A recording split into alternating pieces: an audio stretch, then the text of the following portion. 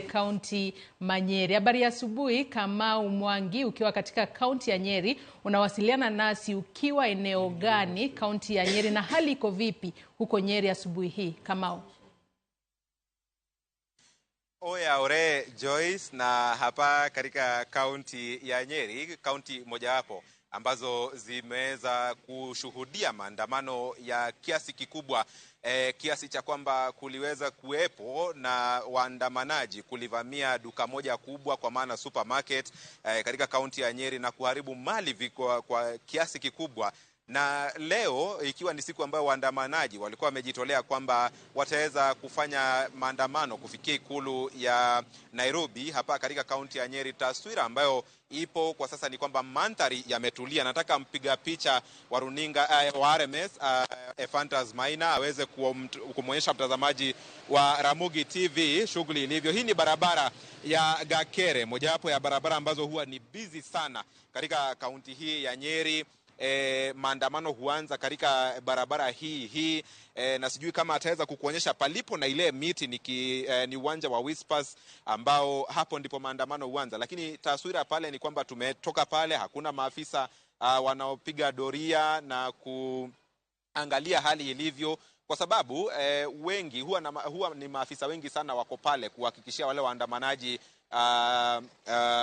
usalama wao. Na taswira katika upande ule mwingine palipokuwa na lile duka kuu la Sheni ambalo liliweza kuibiwa siku ya Jumanne ni kwamba biashara zilizoko karibu na biashara hii zimeweza kufunguliwa. Wakazi wa hapa kaunti ya Nyeri ambao ni wafanyabiashara wakitokea kwa wingi kuhakikisha kwamba biashara zao na ambazo zimekwama siku mbili mtawalia zimeweza kuendelea. Lakini nataka nimuonyeshe mtazamaji wa runinga ya Ramogi, kuna duka hili moja hapa katika kaunti ya Nyeri ambalo ni duka ambalo huwa kote nchini la Madhai na ambalo limebakia.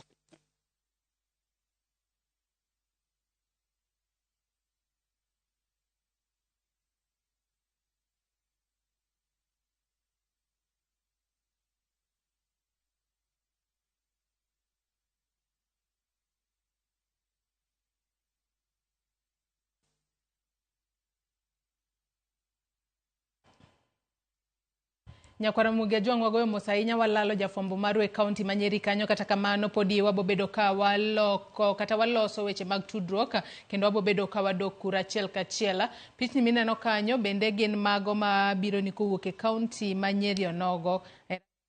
Kwamba maafisa wa polisi wanaendelea kushika doria katika mji huu, ikiwa ni kuhakikisha kwamba tu hakuna wale waandamanaji ambao wanafanya kukongamana bila idhini na ruhusa kutoka kwa maafisa wa polisi, na zaidi kuhakikishia wafanyabiashara wa kaunti ya Nyeri usalama wao wanapoendelea na biashara zao za kila siku. Lakini tuko macho, tuko gangari kuangalia taswira itakavyokuwa ipo wakati nyakati zinapoendelea, kwa sababu pia kuna fununu kwamba wanaweza kutokea muda wowote. Kwa hivyo takaa tu tumeangalia, na mtazamaji wa runinga ya Ramogi anaweza kupata picha safi kutoka kwa kikosi hiki cha kutoka kaunti ya Nyeri. Kwako Joyce. Asante sana Kamau Mwangi ukiwa katika kaunti ya Nyeri. Tumeona hapo Nyeri shughuli bado zinaendelea, watu wanaendelea na kazi zao. Kata kama Nyakwara Mugejo manaka kineno kaunti Manyeri weche kata chenro magi podi dhi mbele yo makare gidhi mbele kotije gi kata bedo no bila obeda kicha mar mondo me oketa rita makare. Migori tineno ka rakruoka e kindo bila ka achiel kod jopiny podi dhi nyime, kata kamano nyaka sani pok waneno ka wit iro mora malungo wang, kata kamano en mana rakruoka mar kite e kind jopiny ka achiel kod obila madhe kanyo. Obila bende bayo kidi odiochieng' ma kawuono gionge tiagas, gin kite magibayo. Kata kamano ok en gino makare kaluwore ni mano ok en ranyisi mar ng'anyo mamuol. Ng'anyo mamuol en ni wuok oko, onge silaha moro amora miting'o e lweti, kaluwore ni kata kidi en silaha kaluwore ni nyalo goyo godo ng'ato mikelne hinyruok. Mago pichni mabiro achiel kachiel kawuok e kaunti ma Migori. En ringo nyalo wacho kanyo ni mchezo wa paka na panya kin jopiny ka achiel kod obila. Jopiny owuok oko mar ng'anyo, obed ng'anyo mamuol, kik obed ng'anyo mar ketho mwandu kata mar kuo kalore ni ng'anyo mamuol ema katiba kata pen chike ma pacho ka oyie ni wanyalo wuok oko mar mondo mi wang'anyo godo. Moko kuomu bende aneno ka chwalonwa ote moko kae, asoma ne ote moro kae. Nelly Obunga wacho ni anto kasir ng'anyo nikech nyithiwa wito ngimagi nono. Piny tek ne ji te, warituru yiero maduong' mondo walok sirikal marach mondo waket telo maber. Ote makare ahinya. Bende kinene wang' jowi mari kanyo Karamogi Ajwang', pichni mabiro ni achiel kachiel kowuok Nyayo Stadium.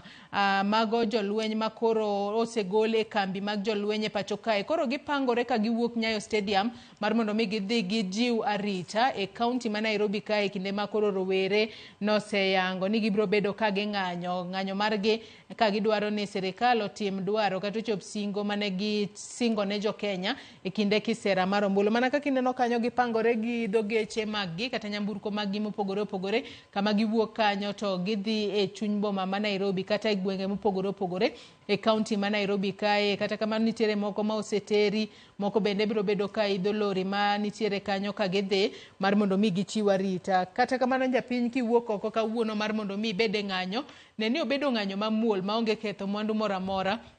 Twang'eyo ni kar jot mar jatend piny Kenya en kanyo mwanyalo wacho kanyo kod dho ngere ni en protected area. Matende ni jopiny ok oyienegi mar mondo mi odonja kanyo aoyaye maonge, wanyalo wacho ni invite moro amora. Omiyo kidonjo kanyo gi thuona to nyalo kelo ajema, nyalo miyo obila tiyo kod teko mathoth ahinya, gino ma ok ni kare, kendo nyalo kelo lal mag ngima mathoth. To mana kaka ineno kanyo, mago gin jolweny makoro nyaka sani gibedo ka gipangore kanyo e yo makare mar mondo mi gine ni obede yo makare. Kata kamano pod antiere studio kae kod Charles Owino kaachiel kod Brenda Ngalo. Waneno gigo matimore e gwenge mopogore opogore pacho kae. Waneno ni nyaka sani koro Charles kabiro kendo ka pod aduoke twak okinyi ma kawuono, waseneno ka jopiny ringo koni gi koni. Kata kamano kaunti ma Nyeri to mana kaka waneno kata e wang' jowi kanyo, yore mag ohala kaachiel kod gik moko duto pod dhi mbele e yo makare.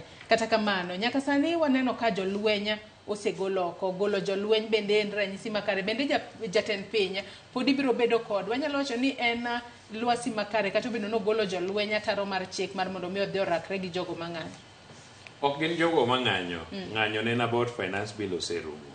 Magi koro wakoche ma ng'ato wuondo ni ginyalo overthrow government through timbe magitimogo.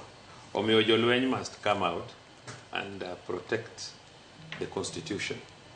Because constitution oyie ni mondo wago mana kura kwadwa golo. To mano nyalo bedo ni nyiso ni obila ma pacho kae onge kod capacity kata teko mar gayo jogo mang'anyo. Inyanja to magi duto timore kwang'eyo ni nitiere obila 400 mano osewuok e pacho kae kadhi e pinyno mar Haiti. Nyalo nyiso ni obila onge capacity, kose wan go obila mang'eny minyalo ter Haiti to maketo kwe pacho kae to. No. Mano you are missing the point. Issue ma Haiti is not neither here nor there. To Kenya, just a minute. Just a minute. One, under the United Nations and the United Nations protocols. Okjo Kenya kende modi Haiti. Wadi Haiti kaka United Nations group, not just the Kenya. We contribute police amongst other policemen. To gimanya king'e ni Kenya kaka takapoko nyuoli, wasebedo gi police in many countries, including East Timor, Bosnia Herzegovina, kata sani wan gi police DRC, wasebedo gi police Somalia since 2013. It's not a strange thing. The issue of capacity. One gi enough policemen, one gi over 100,000 policemen in this country. To gimanya king'e ni policemen ok teach demonstrations kende. Policemen from structure mar police, and from morning to evening, kidhi police station. One gi police every shift, one gi police ariyo marito report office. Mori longo ni cell sentry, mori longo ni report office personnel. Magada hanga tukinyisa ni tede itero report. Kata kiyudo accident sani tede itero ang'owa, itero report. Mago police marito police station kende. One gi police station guard. One gi police madhi e court every day. One gi cases maran every day. Inuango ni kane ng'ato kata o assault yor ng'ato no kwali. One gi cases mabire court pile pile. Jogo nyaka bed bonded. Files nitie mabiro. Tich ma police timo is a lot, not riot. Are you getting me? Okwanyalo wacho ni koro tij police ochung ni jo Kenya riot. ni koro ji ok dhi e court. Are you getting me? Ji ok tim reports e police station, jokuoge onge, makwalo ji. Omiyo ok ni tich obembogi. The thing is, the jolweny have a role. Now we have gone beyond demonstration. Koro wadwa overthrow a government. Wadwa the State House to remove a president. Jolweny have a role to play. And let us not be naive. Let us not be naive. We will not accept that. It will